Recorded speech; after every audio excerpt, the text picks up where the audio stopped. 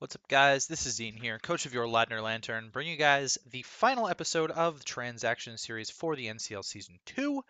All transactions had to be completed by week 8, and this is covering the week 8 transactions. So this is the final episode. Thank God for me, because I've had 8 weeks of trying to juggle all of my recording, and this is one less video to record every week, which I'm actually really thankful for. But I'm looking forward to next season and continuing the YouTube channel next season. Anyways, that's besides the point. Let's run through the description of what this series is about. Transactions all must be completed by week 8, which is this week. Each coach is allowed 3 free agent transactions and an unlimited amount of trades throughout the season. And this series may not be up every week as it requires coaches to have made transactions during the week prior. So, worthy to note, actually, I've got the doc up right now, and the transactions sheet, I made a certain number of lines for it. I made 30 lines for transactions, 30 like slots in the thing for transactions, and I could always expand it if necessary, right? But we ended up having 29 total. So there were two that I'm going to cover right now.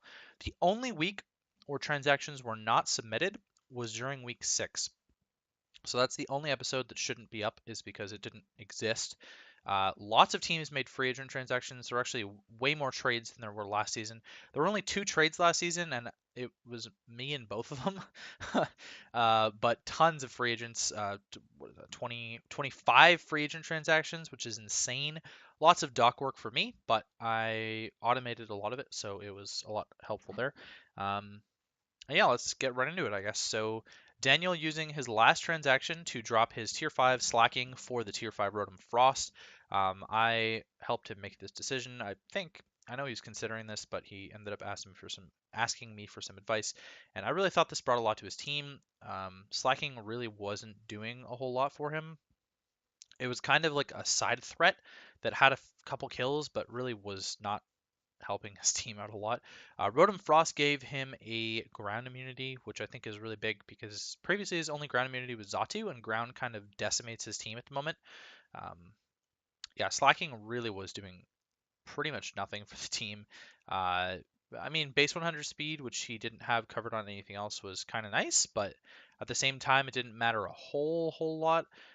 His speed did drop quite a bit, but his special offensive prowess sort of went up because Slacking is more of a physical thingamajigger, physical attacker. Sorry, he didn't need the normal typing necessarily.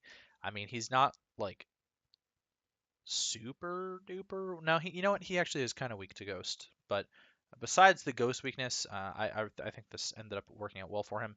And then last but not least, for the whole season was the Dom and the Cleveland Nest Cavaliers using his final transaction to drop Crobat for Rabombi. Now, this is interesting because he didn't really lose anything except for the poison typing, and it's not a grounded poison, so it doesn't really matter. And he ended up dropping Jirachi for Kartana, which is a much better fairy killer anyways.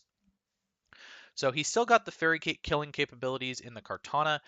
He's dropping a little bit of speed, like 6 points of speed for some more hazard support, giving himself webs.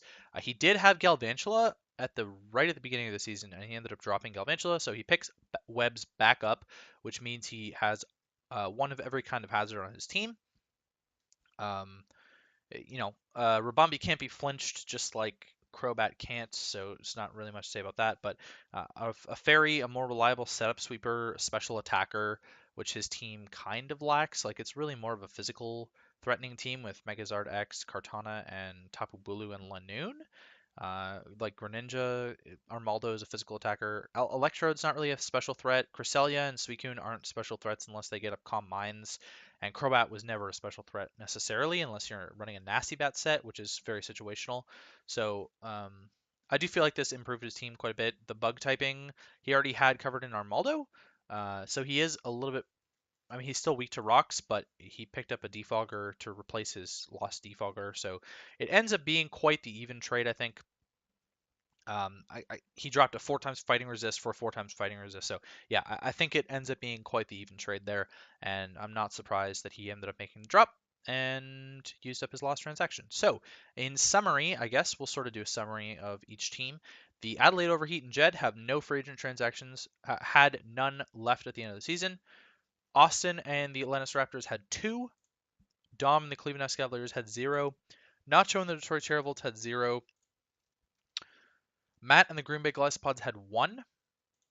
Cade and the Krabby Kadavies had 0. Myself and the Ladner Lantern had 1. Daniel and the Seattle Raptors had 0. Magic and the Snow Point City Blizzard had 1.